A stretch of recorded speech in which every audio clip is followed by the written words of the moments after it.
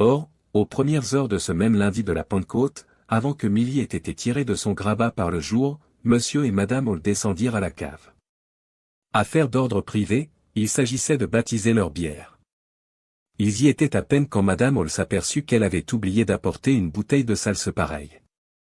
Comme c'était elle qui officiait, Hall fut la prendre. Sur le palier, il fut surpris de voir entrebâiller la porte de l'étranger.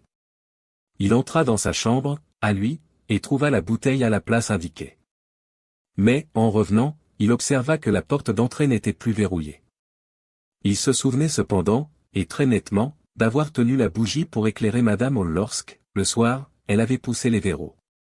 Dans une lueur soudaine d'intelligence, il fit un rapprochement entre ce fait, la chambre de l'étranger ouverte, là-haut, et les hypothèses de Teddy en frais. Il s'arrêta, au comble de l'ahurissement, puis, sa bouteille à la main, il remonta l'escalier. Il frappa chez l'étranger, pas de réponse. Ayant frappé de nouveau, il entra. Comme il s'y attendait, vide le lit, vide la chambre. Et, chose inouïe, sur la chaise et sur le bord du lit étaient en désordre les vêtements de l'hôte, les seuls vêtements qu'on lui eût jamais vus, ainsi que ses bandeaux. Et même son grand et lourd chapeau que l'on voyait planté sur la colonne du lit. Comme il se tenait là, la voix de sa femme sortit des profondeurs de la cave, avec cette manière d'avaler rapidement les syllabes et de hausser jusqu'à une note aiguë les derniers mots d'une interrogation, par laquelle le paysan du comté de Sussex a l'habitude de marquer son impatience. « George. Tu as trouvé ?» À cet appel, il tressaillit et sortit précipitamment. « Janie. » lui dit-il par-dessus la rampe de l'escalier, c'est vrai ce que disait Enfray. Il n'est pas dans sa chambre, il n'y est pas. Et la porte de la rue n'est plus verrouillée. D'abord madame Hall ne comprit pas, mais, dès qu'elle eut saisi, elle voulut voir par elle-même la chambre vide. Hall, tenant toujours sa bouteille, commença par redescendre jusqu'en bas. S'il n'y est pas, ses vêtements y sont. Et que peut-il faire sans ses vêtements? Ma foi, c'est bien singulier. Comme ils remontaient, tous deux se furent reconnus exacts par la suite, ils crurent entendre la porte de la rue s'ouvrir et se refermer, pourtant, la voyant close, rien n'apparaissait d'anormal, ni l'un ni l'autre, à ce moment-là, n'en dit un mot. Madame Hall dépassa son mari dans le corridor et arriva en haut la première. Quelqu'un éternua dans l'escalier, Hall, qui suivait à 6 pas, crut que c'était sa femme, elle, étant au-dessus, s'imagina que c'était lui. Elle poussa violemment la porte et s'arrêta sur le seuil de la chambre. « Ah bien! En voilà une affaire, s'écria-t-elle. Il lui semblait qu'on reniflait tout près, derrière sa tête. S'étant retournée, elle fut surprise de voir que Hall était encore sur la dernière marche, éloigné d'une douzaine de pas, mais, en une seconde, il l'avait rejointe. Elle se pencha et mit sa main sur l'oreiller, puis sous les couvertures. Froid. Il est levé depuis 1 heure au moins. Elle en était là quand se produisit une chose invraisemblable, les couvertures se réunirent d'elles-mêmes, se dressèrent en une espèce de montagne, et sautèrent rapidement par-dessus le pied du lit, tout à fait comme si une main les eût empoignées et jetées de côté. Aussitôt après, le chapeau fit un bond, tournoya en décrivant presque un cercle et s'élança droit au nez de madame Hall. Aussi rapidement vint l'éponge du lavabo. Puis la chaise, laissant tomber habit et pantalon, riant sèchement d'une voix toute semblable à celle de l'étranger, se tourna avec ses 4 pieds dans la direction de madame Hall, parut un instant la viser et fondit sur elle. La pauvre femme poussa des cris et fit demi-tour, alors les pieds de la chaise, s'appliquant avec douceur, mais avec fermeté, contre son dos, l'obligèrent à sortir de la pièce, et son mari ensuite. La porte battit violemment sur leurs talons et fut refermée à clé. Chaise et lit, pendant 1 minute, semblèrent exécuter une valse triomphale, et tout brusquement rentra dans le silence. Madame Hall tomba presque évanouie dans les bras de son mari, sur le carré. Ce fut avec la plus grande difficulté que lui et Milly, qui avait été réveillée par un cri d'alarme, réussirent à la porter en bas et à lui faire prendre le cordial usité en pareil cas. C'étaient des esprits, dit madame Hall. Je suis sûr que c'étaient des esprits. J'ai déjà lu, dans les journaux, des histoires de tables et de sièges qui se soulèvent et qui dansent.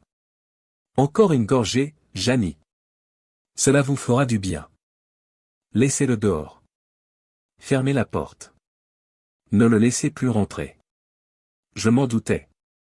J'aurais dû savoir. Avec ses gros yeux, sa tête couverte de bandeaux. Il n'allait jamais à l'église le dimanche. Et sa collection de bouteilles. Il a introduit des esprits dans le mobilier. Mes bons vieux meubles. C'était juste sur cette chaise que ma pauvre chère maman s'asseyait quand j'étais petite. Pensez qu'elle a pu se lever contre moi. Encore une gorgée, Janie. Vos nerfs sont bouleversés. Vers 5 heures, sous les rayons dorés du soleil levant, ils envoyèrent Milly éveiller Monsieur Sandy Wadger, le forgeron. Elle devait lui présenter les compliments de Monsieur Hall et lui dire que là-haut les meubles se comportaient de la façon la plus inaccoutumée. Aurait-il l'obligeance de venir? C'était un homme habile que Monsieur Wadger, et plein de ressources. Il considéra le cas avec beaucoup de gravité. Le diable m'emporte, déclara-t-il, si ce n'est pas de la sorcellerie. Un homme comme ça n'est pas un client pour vous. Il s'intéressa très vivement à l'affaire. On lui demanda de passer le premier jusqu'à la chambre, mais il ne paraissait pas très pressé. Il préférait causer dans le corridor. Sur ces entrefaites, arriva l'apprenti de Huckster, il se mit à ouvrir la devanture du bureau de tabac. On l'invita à prendre part à la discussion. Naturellement, M. Huckster parut au bout de quelques minutes. Les habitudes parlementaires de la race anglo-saxonne se manifestèrent une fois de plus, on bavarda beaucoup et l'on ne prit aucune résolution. D'abord, les faits, dit M. Sandy Wadger. Assurons-nous que nous sommes dans notre droit en forçant sa porte. Une porte fermée, on peut toujours la forcer, mais ensuite, il n'est pas facile de la remettre en état. Tout à coup, aventure prodigieuse, la porte de la chambre se poussa d'elle-même, et, comme il la considérait muet de surprise, ils virent, descendant l'escalier, la figure emmitouflée de l'étranger, qui roulait des yeux plus noirs et plus blancs que jamais derrière les énormes verres de ses monstrueuses lunettes. Il marchait avec raideur, avec lenteur, toujours farouche. Il traversa le vestibule et s'arrêta. « Et ceci » dit-il. Tous les yeux suivirent la direction de son doigt ganté, on découvrit la bouteille de salse-pareil tout auprès de la porte de la cave. Alors l'inconnu pénétra dans le salon et, brusquement, grossièrement, il leur envoya la porte au nez. Pas un mot ne fut prononcé jusqu'à ce que tout bruit eût cessé de retentir. Ils s'examinaient fixement les uns les autres. Eh bien, celle-là est encore plus forte, par exemple, dit M. Wadger. Et il n'acheva pas sa phrase. Il ajouta, s'adressant à M. Hall. À votre place, je l'interrogerai. Je lui demanderai une explication. Il fallut quelque temps pour amener à cette idée le mari de la patronne. À la fin, il frappa, passa la tête et put dire. « Excusez-moi. »« Allez au diable !» cria l'étranger d'une voix terrible. « Et fermez la porte derrière vous. » Ainsi se termina cette courte visite.